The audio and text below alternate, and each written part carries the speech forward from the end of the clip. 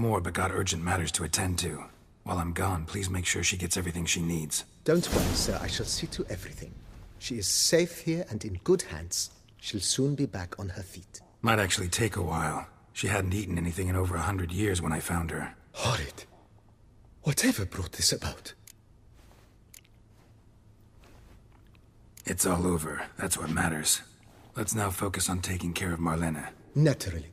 I shall see to it.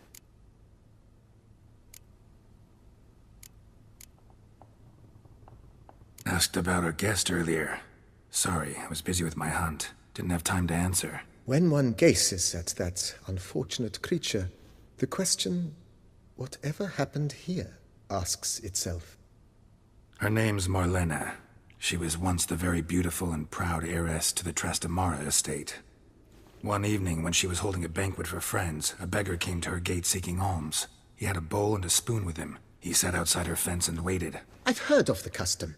An ancient rite of hospitality that obliges one to give food and drink to such a guest lest he depart hungry. To neglect the custom is to bring great misfortune down upon oneself. Marlene didn't care a whit for the old customs. She drove the man off, saying The beggar then broke his spoon, cast a curse. She was beautiful, so he said she'd never wish to look at herself in the mirror again. Since she adored feasts, he swore no one would ever wish to sit and dine with her. And as she even refused him the crumbs from her table, he swore she'd never find a spoon in the world that would sate her hunger. A harsh punishment. I imagine lifting the curse was hardly simple. Curses are tricky. They play on irony. Always gotta figure out what the catch is. Marlene had spent decades looking for a way to lift it. Transformed into a wight, she stole spoons and lured folk into her home, trying each time to get them to dine with her. Didn't work. So what did? Someone had to sit down and share a meal with her, of their own free will. They had to eat without using spoons, and make her look at her reflection. That's it? That was all it required? Simplest solutions are sometimes the last that come to mind. Besides, when you're a wight, it's pretty damn hard to find willing human company for a feast. I imagine so. But, most importantly, it is now over. Please, don't worry. She will be in good hands here. Vineyard comes across as a place with a rich history. Know who owned it before me? Baron Rossel, who went bankrupt, forcing him to sell the estate to the Duchess. The Baron, in turn, had purchased it from Monsieur Bolius of the Headsman, a truly colorful man of Ketweni origin. He was actually a headsman? No, not him, but his great-grandfather. Indeed. Apparently, he was a common cutpurse who somehow secured for himself the post of ducal headsman in Beauclair. Went about his work with an exceptional penchant. They say he chopped off more heads than there are grapevines in the ducal vineyards. He never hesitated, not once. Never sliced unevenly, never botched a job. For his exemplary service, the Duke granted him a title and this estate. Monsieur Bolius, on the other hand, was an engineer in his younger years. Once retired, he settled here and took to producing wine. Sadly, misfortune struck and he lost his sense first of smell, then of taste. Additionally, he could not drink alcohol. His medic forbade it. Shame that. He gave up making wine? Not at all. He made even more of it. Began throwing wild balls to which he'd invite friends from far and wide in order to treat them to his one could enjoy it. It's the sort of man he was, Monsieur Bolius. Mind giving me a little tour de Corvo Bianco? Not in the least. Follow me, please. I think it would be practical to begin on the hill.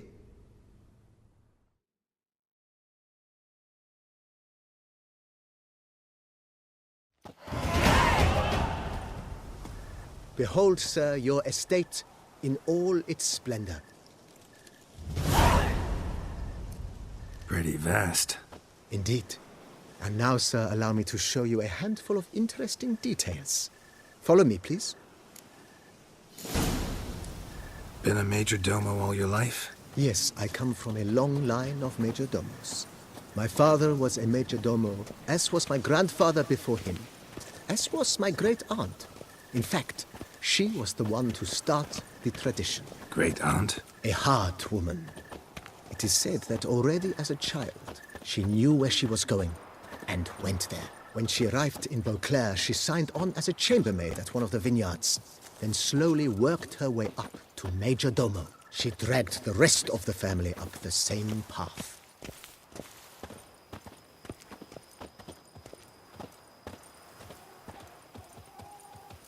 The servants' quarters. I occupy the green home. With the Duchess's permission, I have hired a full staff. Their salaries to be paid from the ducal treasury. Nice of her. Not the most sightly part of the estate, I admit. But I think it's worthwhile for you as master of the domain to know where the help stays.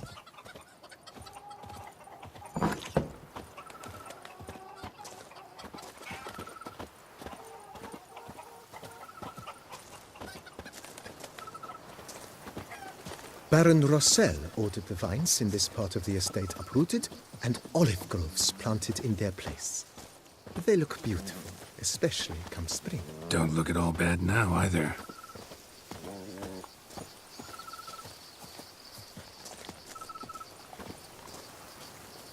Down below lies your vineyard, where we grow a strain of Carfanere, one of the world's oldest. Aged in oak barrels, it provides for an exquisite wine with distinct blackberry, wild cherry, plum, and cinnamon notes. Marvelous. Have to try it one of these days.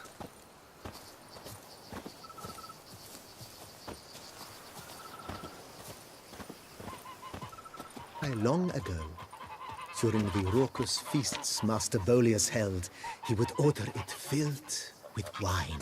There's a tale about a guest attending a Bolius ball for the first time and thus unaware of the custom. He had suffered great heartbreak and had decided to end his life by jumping into the well. The festivities were coming to a close, and the well was nearly empty when the suicidal guest finally jumped. Instead of killing himself, he merely broke his legs. To numb the pain, he drank the wine. Drank himself to death? Not at all. When found the next day, he had concluded he'd witnessed twin miracles. The water had been changed into wine, and he had survived. He retired to a monastery in the Dragon Mountains and began preaching the wisdoms of Lebioda.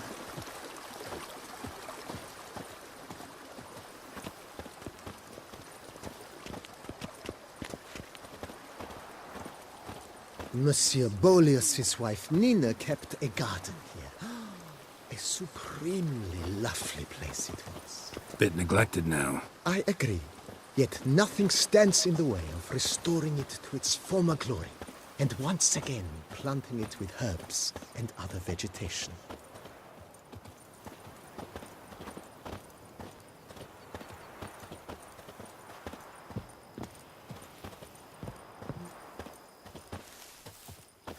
Madame Nina planted diminutive, delicate flowers and herbs here. One might say their aroma still hangs in the air. You're quite the romantic, Barnabas Basil.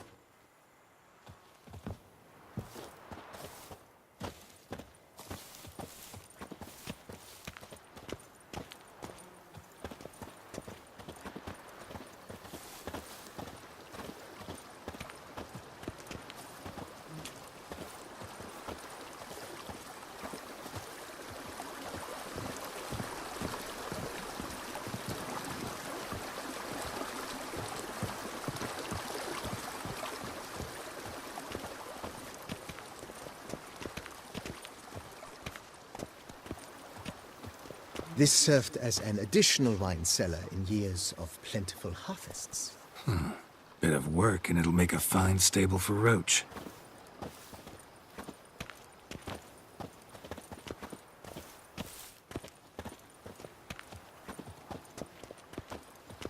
Monsieur Bolis's time, wine was kept here, but Baron Rossel used it to store olive oil as well. I took the liberty of cleaning up the mess, which... I made while fighting the Bruxa. Thanks, Barnabas Basil. Appreciate it.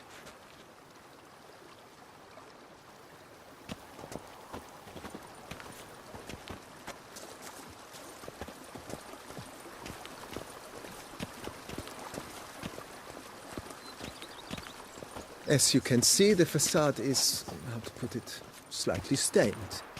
But one cannot deny it a certain subtle southern charm. True, though it could use a bit of subtle paint.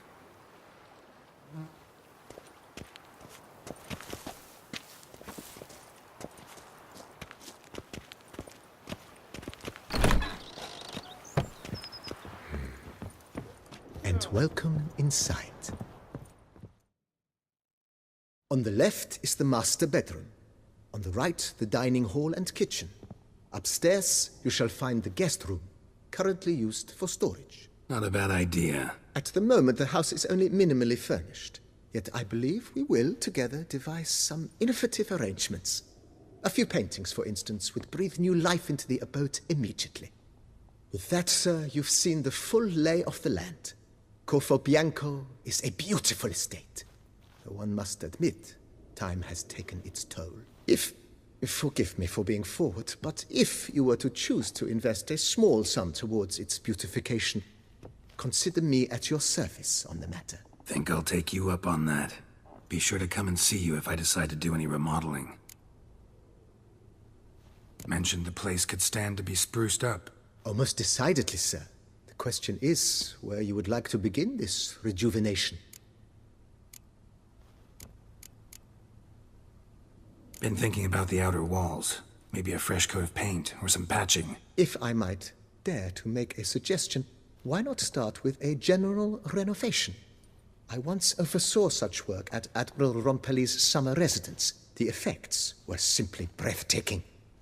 Not only did the residence positively sparkle afterwards, but we also made room to display the Admiral's armor and weapons, of which he was a passionate collector. It's in your hands then. Make the place shine. I shall get to work immediately. Within a day's passing, I shall have sent for the crew which rebuffed the Admiral's residence. Highly skilled at what they do, it shall not take them too long, I wager. 2 days after they begin, your eyes will behold your residence in its refurbished, rejuvenated, beautified state. Is there anything else you require, sir? Got these spacious grounds. But maybe it's time to make them more, useful. Oh, yes. We certainly should. The way I see things, given your trade, sir, you would be wise to put in a grindstone and an armorer's table. A good way to start things off, don't you think?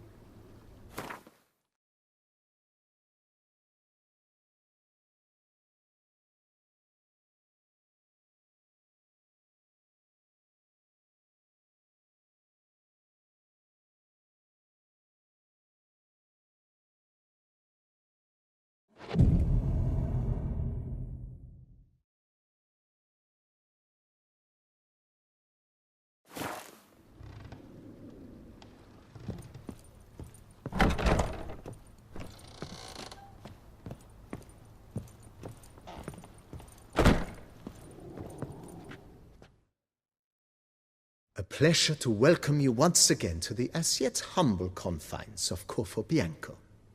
When last we met, I did not get the opportunity to present my credentials. With your permission, I shall do so now. I previously served with distinction at the Nibli family manor and in Nazaire with Admiral Rompali, who, as you are certain to know, is an extraordinary, demanding gentleman. Whoa, Barnabas Basil. One thing you ought to know. I'm not your typical landed gentleman. Truth be told, this is the first real property I've ever owned. Oh, in that case, you must leave it all to me. I shall organize, see to everything, and whip the house into order. I dare say this place will soon be the most prosperous vineyard around. Great. Can already see I'm in good hands. Ever play Gwent, BB? Funny you should ask, sir.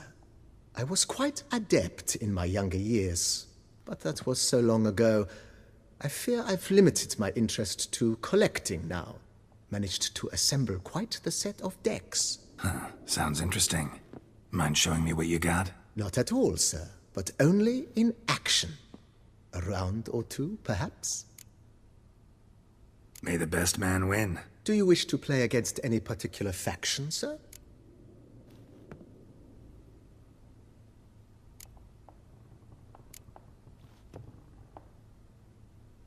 Play as the Northern Realms, will ya? As you wish. Would you prefer I use my strongest deck or a weaker one?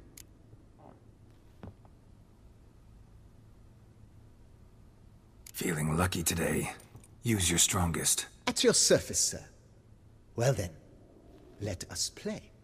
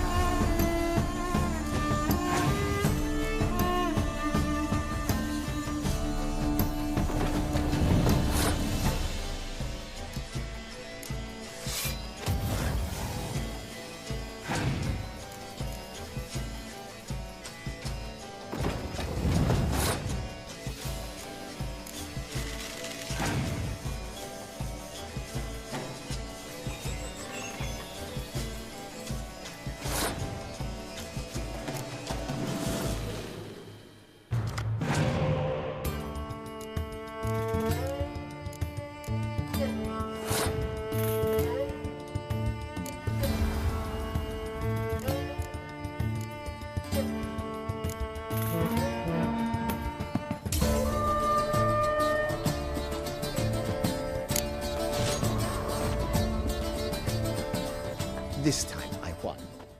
Would you be interested in a rematch, sir? May the best man win. Do you wish to play against any particular faction, sir? Not really. You choose.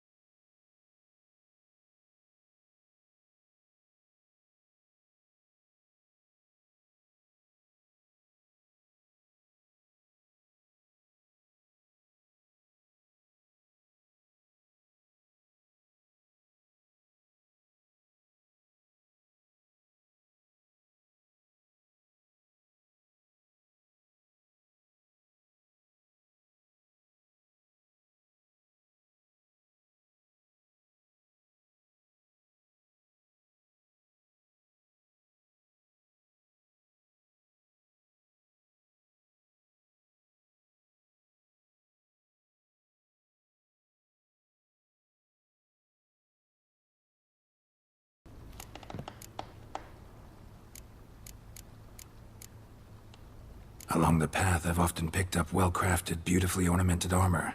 Some of those pieces would look great on display here. I agree. It would lend the place a certain witch's air. Shall I order new stands at once, sir? Yes. Just please make sure they're solidly made and nicely finished. It goes without saying, sir. There is nothing worse than splendid armor upon a subpar stand. By this time tomorrow, they shall be ready to display your finest finds. Is there anything else you require, sir? Was wondering about the guest room. Not that I'm expecting company, but... Oh, but that is immaterial. All self-respecting homes should boast a comfortable guest room. What if someone were to drop by unannounced? Yeah. Sooner we start on that, the better. I can tell a man of action immediately. I'll see to it myself. The room shall be ready in 2 days, in my opinion. Is there anything else you require, sir? Thinking about buying a comfortable bed. Always wanted one. Excellent idea. In your profession, rest is supremely important. But say the word, and I shall order you a bed from the carpenters who craft comfort for the court. Great. Order me a fine bed, please. Think I deserve one at my age. True indeed, true indeed. I shall send a runner at once. The bet will be in place by this time tomorrow. Is there anything else you require, sir? Could use another weapon rack. Got some interesting pieces I'd like to display. I know of a carpentry shop in town which crafts the humblest lumber into true masterpieces. You need but give the word. Fine. Order the racks. Of course, at once. At most 1 day for them to arrive, is my estimation. Is there anything else you require, sir? That's all for now, BB. Thanks.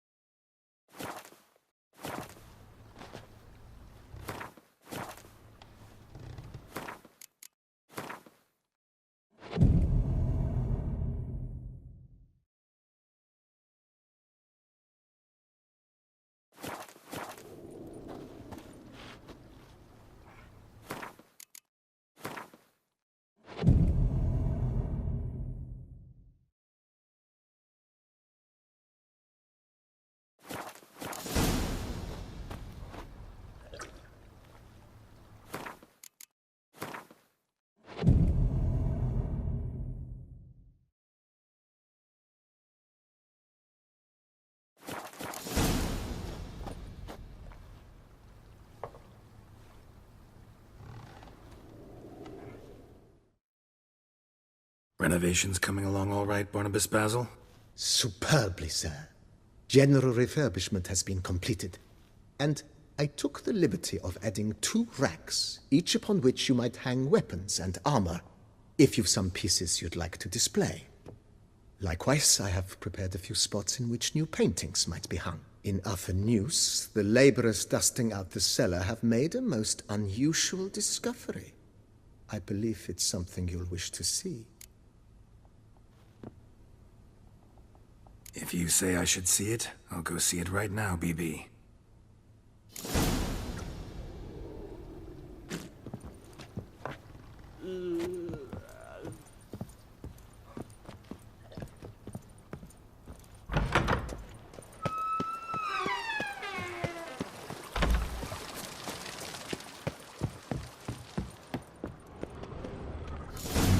Strange. Something behind this wall, I think.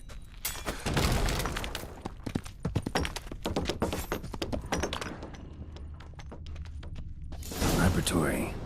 Must have been an alchemist at one time.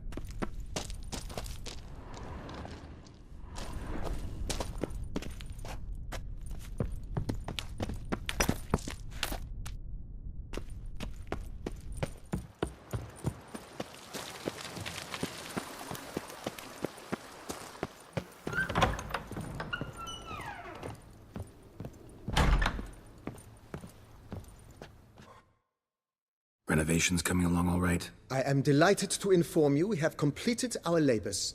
You can now devote yourself to enjoying the vineyard's delights to the fullest. You must forgive me my temerity, sir, but I thought, with all the work on Corvo Bianco completed, and with the estate looking more beautiful than ever, it might be appropriate to commemorate the moment. Sure, why not? During the tidying that preceded the renovations, I came across a bottle of Sapramento, the 1250 vintage. I cannot say by what miracle it survived, but it is here, and we've cause to open it today. And then he ran straight into the crowd, burning bouquet in hand. All thought it a part of the performance, so they only laughed, even when the decor began to catch fire.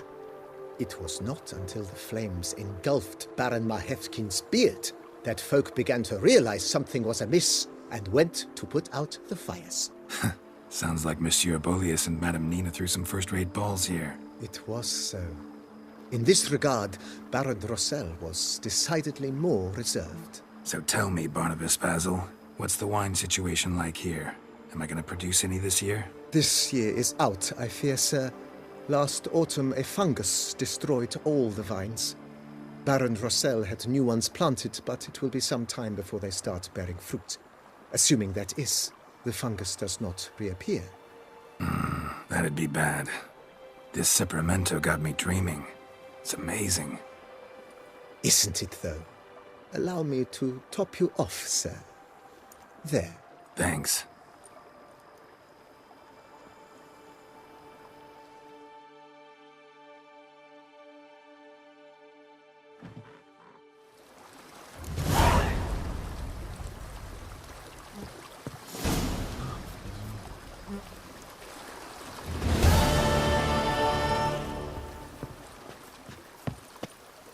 If they would just take to work as they take to dance and drink.